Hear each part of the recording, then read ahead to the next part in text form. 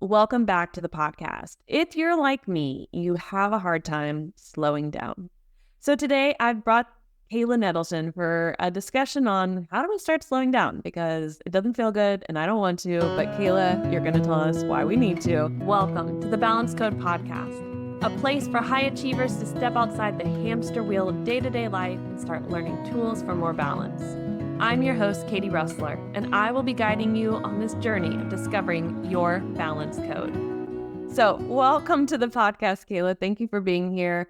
Do you mind sharing a little bit about yourself, where you are, what you do, who you serve?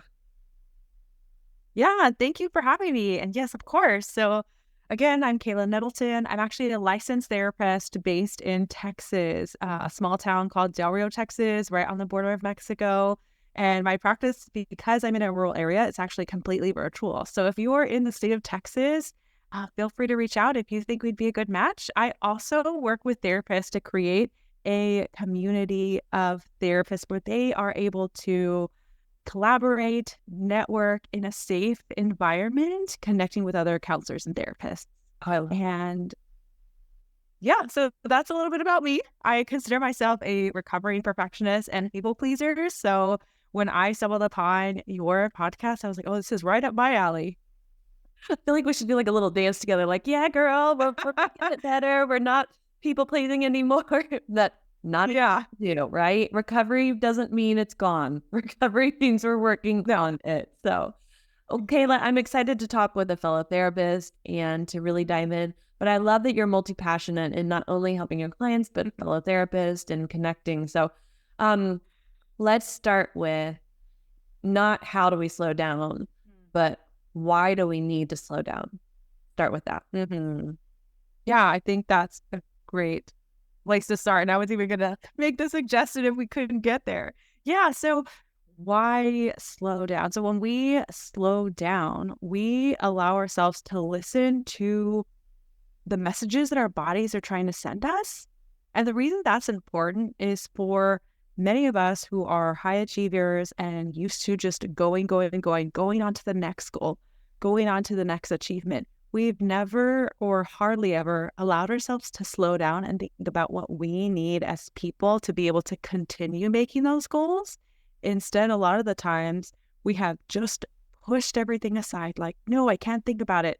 No, I can't slow down because I don't have time. And so when we finally reach those goals or achievements, we kind of forget maybe why we even did that in the first place. We don't find that fulfillment that we thought would be there at the end. And a lot of that is because we didn't allow ourselves to slow down and think about what it was that we needed and gave ourselves space to experience any of those good feelings in the moment of the journey to the achievements, to the goals that we're trying to make. I agree. Kayla, have you ever hit a goal and then realized like you didn't feel as good as you thought you would once you got there? Because like in your mind, you'd hit that goal and like it would be, oh, I'll feel this way. Then you get there and you're like, what's next? And you're not able to actually like sit and celebrate. Like I feel like that is the high achievers. Like, I mean, it's just all of our crux. Like we just really struggle with that. Yes. Yeah, that actually happened to me when I graduated from undergrad. I was the first in my family to graduate from college. I was the first in my family to go to grad school and graduate from grad school. And I actually, when I graduated from college, it just kind of felt strange because it didn't feel like I thought it would. And I literally was like, is this it? This is the feeling? It was almost like nothing. And I think part of it was because I was already like, okay, well, now that I did this, I'm going to go to grad school now and achieve, go and do that, right? Go and finish what I am. So then I could go to my career. I didn't even allow myself to celebrate graduating from undergrad because I told myself, I told my family, not even just myself, I told my family, well, there's no need to celebrate now. Why celebrate now and then celebrate again? That's silly. When no, it's not. I said, that's silly. Why are we going to do two celebrations when we could just do one when I finished graduate school? Yeah. So when you were sharing with us why we need to slow down, that's what just came to me is like that moment of like, because you can actually enjoy the progress and the achievement, right? Yeah. To actually Yeah. feel it. But that is even uncomfortable. You said it. It's like, no, no, let's put that off to a bigger celebration. Let me get through the next 2 to 3 years of this, and then we'll celebrate. And I bet even when you got to that point, it was like, celebrate now. Let's start getting our licensing hours. Like, Yeah. keep Yeah. going. The why, I think also let's come back to the mental health piece of why we need to slow down as well. The helpful part in slowing down is it goes back to being able to identify what it is that we need to stay healthy during all of those transitions. Because at least a lot of the things that I've experienced and what I've seen in my own clients is because they have just continued to push, they get to some of these major accomplishments and they are burnt out. They are not happy with where they are in their life. They are not happy with their career, and they're even second guessing, did I even make the right career choice? And a lot of that second guessing comes from not allowing yourself to slow down and pay attention to what those needs were so that you could take care of yourself. You could stay healthy while you're working through that journey of making those accomplishments or achievements, if that's even what you want to do. A lot of the times I see that we believe this is what we want, but it's because that has been placed on us, pressured. And it might not feel like pressure in the moment, but pressure to go in a certain direction, go in a certain career path. And you end up getting there and you're like, oh, I don't know if that was the right choice for me. Was it even my choice? And well, it's like when you reach that goal going like, is this what really, like, all that work? Did I really want this? Mm-hmm. I can't tell you how many clients I've worked with where even career choices, and they're like, well, I got to where I wanted to be, at least I thought, and here I am, and it's just not what I wanted. And like, yeah, that's Yeah. tough. So slowing down helps us to, I don't want to say prevent, because sometimes it's a life lesson, right? But helps us to really sit with what is our why, and are we caring for ourselves to get to that end goal? I love that you shared that. So let's go into now, how do we slow down, especially for those of us addicted to the adrenaline and we love we love it. We love the next step. Yeah. How do we slow down? Yeah. So one way that I like to give a lot of my clients is just start creating space of nothing. Even if it's starting with 5 minutes. And if 5 minutes feels like too long, do 2, 3 minutes, set a timer, and just notice what is coming up for you within your body. Notice any feelings, notice any thoughts or images, notice any sensations, and giving yourself that space to slowly learn to sit in that nothingness and focusing purely on yourself is one simple, I'm not going to say easy, one simple way that you can do this and add it to the schedule that you're currently in. Because I bet for a lot of people listening, y'all are very busy and there's probably a lot going on in your life. And you might not feel like you have the flexibility to be able to add this slowness into your life. But if you look at it as 3 minutes, 5 minutes, you do have that time. I promise you do. And that's going to feel a lot easier on your body than trying to do a 15-30 minute hour meditation. Yes. I find that when I wake up in the morning, if I don't grab my cell phone first and I kind of allow myself to get up and do stuff, I move much slower in a good way, right? Because I've not wasted time on something where I'm like, oh crap, now it's this time, I got to get up and da, da, da. Like, Yeah. I'm like, oh, wow, I feel like I've created more time in my life by just not picking up one thing, right? So sometimes that creating that slowness is also just changing our habits to the things that create time pressure because we procrastinated or waited or doom scrolled and lost time. I was like, oh God, I've got 10 minutes to get there. like it can create that time for us. So I love that you mentioned like, hey, 2 to 3 minutes, but maybe start the day that way with those two Yeah. of just Oh, yeah. in quiet, right? And, like Mhm. sit with I feel like it's less uncomfortable when we first wake up in the morning than it is like midday where you're like, oh, I don't want to think about all the things or feel all the things. First thing in the morning, you're not usually in that headspace. Yes. No, that you make a great point. And especially because I like to talk a lot about the nervous system in the work that I do. And our nervous system looks at things that are familiar to us and they label that as, okay, that's safe because I know it, whether that is actually safe and healthy for you. So when we introduce something that is new, that's considered unfamiliar, it can bring up some anxiety because that is not the norm for you. You were not used to that. So starting in the morning is a really great place, and it might help you to feel a little bit more regulated than trying to put this new thing in the middle of your day. Yeah, definitely. I love the analogy. I always have my clients cross their hands the way they do. Like, put your fingers together if you're not watching this and see which thumb is first, and then do it the opposite way. And it feels uncomfortable, but that doesn't mean it's wrong. It's the same, Yeah. it's just a different way of doing the same thing. Yeah. It's good you point that out that like your nervous system might be like, this is off and weird and wrong, but it's like not necessarily bad. It's just Mhm. something new to get adjusted to.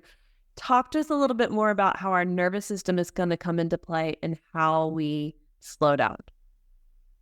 Yeah. So your nervous system comes into play in how you slow down because it's something to pay attention to. Like I said, our nervous system is really trying to talk to us, and or our body through our nervous system is trying to talk to us and give us messages of things to pay attention to. But are we giving ourselves the space to listen to those messages, to hear those messages that we need? And so when you're first doing this work, you might start to feel a little bit anxious again because this is new. But as you start incorporating this and making this a daily practice, or 3 times a week, we don't want to jump the gun and try and do every day because that's not realistic in starting something new. But as you add this and then maybe eventually make it into a daily practice, it's going to be easier to notice, oh, I feel some tension in my neck when I am thinking about this deadline, or I have some, twists in my stomach. And all of that is when having to create, whatever content that you're working on or any project that you're working on, that maybe you're not 100% clear on what the objective is for the content and project. And that's important to notice because then it's signaling, oh, maybe I need to ask more questions about that. There's something wrong, something not right.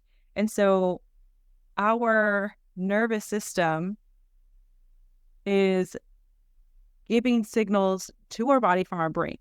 And so the wild thing about it is trying to protect us from imminent physical harm to our bodies. Right. And so even if we think something scary, so I've been talking a lot about financial anxiety. So if you are worried about your bank account, like, oh my gosh, what if I miss this payment? Or what if I overdrafted? That can send your nervous system into a spiral, into a dysregulated state, because it's thinking that its harm is going to come to your physical body, literally death.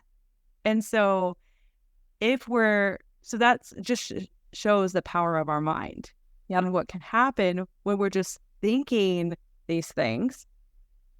But it's not just about changing our thoughts. It's being able to sit with some of that uncomfortableness and learning to sit with, oh, I am a little bit sad here, or, oh, I'm a little bit nervous and scared, and being okay instead of pushing them down. Yeah. You've just uncovered why is it hard to slow down? It truly is because there's this little voice, whether you hear it or not, that's like, if I slow down, I could die. Like bad things could happen. And then it doesn't have to be that you've had heavy trauma. A lot of people think like, oh, that's only a trauma response. Nope. No. Some people have a temperament. There's some anxious Yes. kids that come out of the womb. That's their temperament. Mhm. So just what you described was so good about the awareness we need to have and the fact that our nervous system is speaking to us. But if you're not listening because you're not slowing down, then you're going to hear it when it's like bells and whistles blowing and like, ships sinking kind of thing, right? Titanic, like that's it. So I love that you're just saying like, hey, and it can be small ways. And you made me laugh inside when you were like, it's not do it every day. And I'm like, God, high achievers. We're like, I'm starting a new habit every day. Yeah. Oh, like, just try it Monday, Wednesday, Friday. Like, come on, keep it simple. Yeah.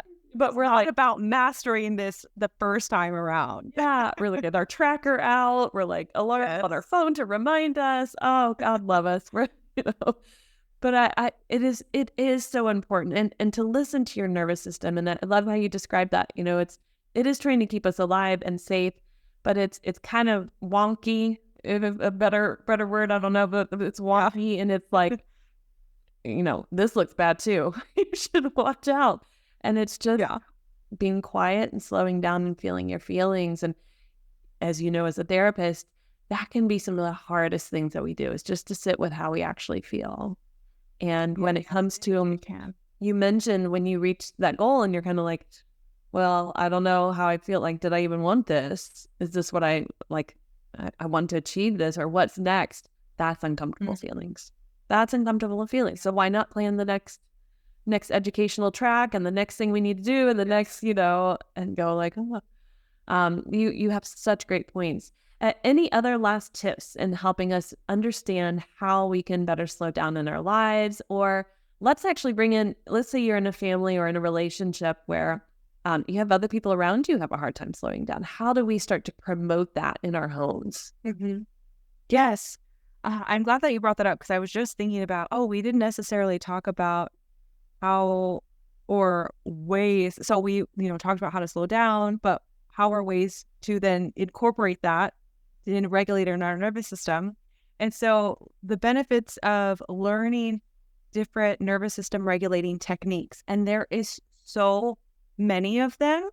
There are deep breathing exercises. There are exercises, one's called the havening technique, where you slowly you slowly have like skin to skin contact with yourself. You can rub your hands like you're putting on lotion, just very slow and focusing on that.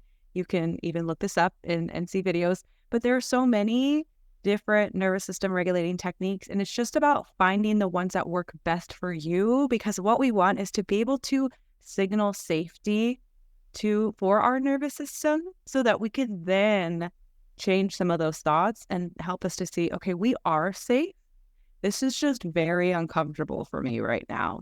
And so when we're talking about that with family members or even our children, being able for you to learn some nervous system regulating techniques for yourself so you can then teach them how to do that. And so that you are also someone who's in a regulated state when they're dysregulated and can help them co-regulate with you. That's big. And your partner or your kid or your coworker or your mom or your, whomever, like if you can be in that regulated state, you see more clearly when other people are dysregulated. And you realize how much you kind of depended on that drama, right? Like some of that ends up being that drama feed that we love.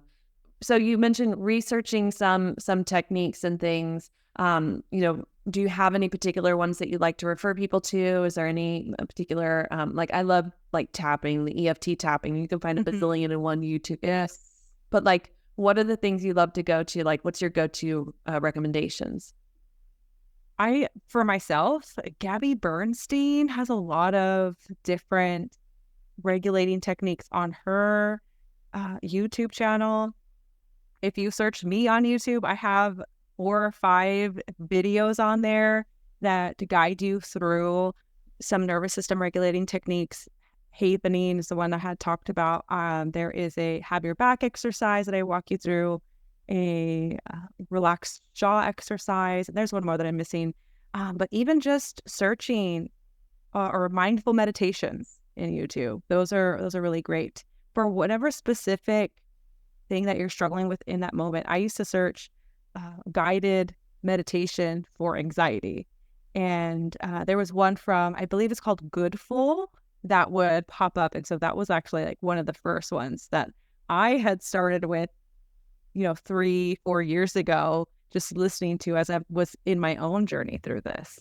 Oh, that's awesome. Thank you. Thank you for those recommendations. And, YouTube is a wonderful resource. I mean, searching, of course, online, always discern if it's right for you or not. I was just thinking as you were bringing up, I was like, man, breath work. But I'm like, some breath work is a little more advanced. So unfortunately, it's being taught on there without warning of like, hey, if you're not ready if your nervous system can't handle this, don't do it. And people are doing it and like freaking out. So be discerning, really do a little research on whatever methodology you decide, maybe talk to friends or a coach or a therapist and ask what they would recommend given, however high your stress level is or what your nervous system kind of its baseline is right now, which is totally fine. Yes. But be smart about listening to your body in that, because most of the tools you gave were excellent. I think there's just one or two where you're like, just check it out and see. And I love that you've got videos. We're going to make sure the links to that are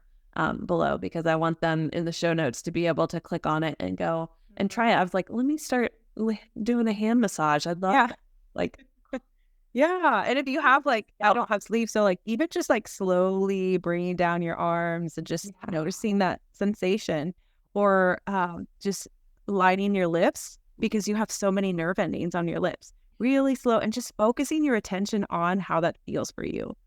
I'm going to start doing that now.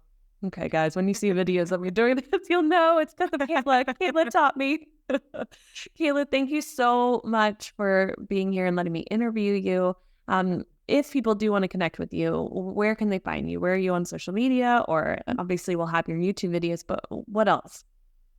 Yeah, so I am most active on Instagram, and you can find me at Kayla Nettleton _LCSW.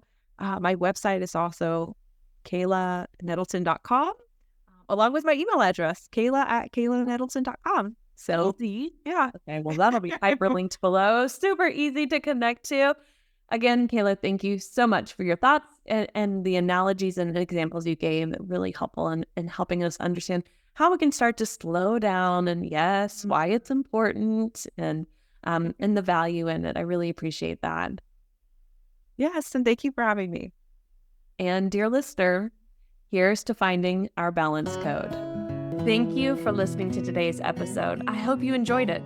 Take a moment to leave a rating and a review on your favorite podcast platform. That helps other listeners just like you to find this podcast too. Want to connect and learn how we can work together? Check out the links in the show notes below. Discovering your balance code doesn't have to be a one-person journey. You can have a team, and I'd love to support you. So here's to finding our balance code.